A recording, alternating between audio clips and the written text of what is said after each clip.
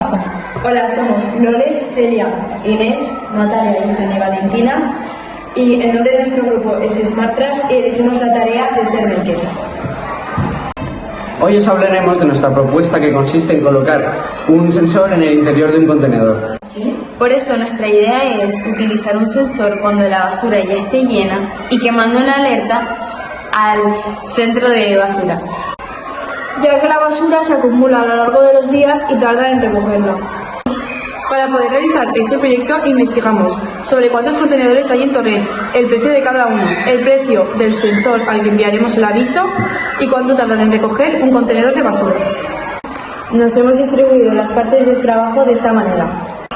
Yo me he encargado de programar la maqueta con un programa llamado Tinkercad.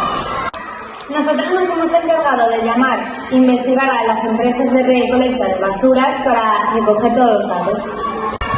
Yo me he encargado de realizar el documento de la investigación.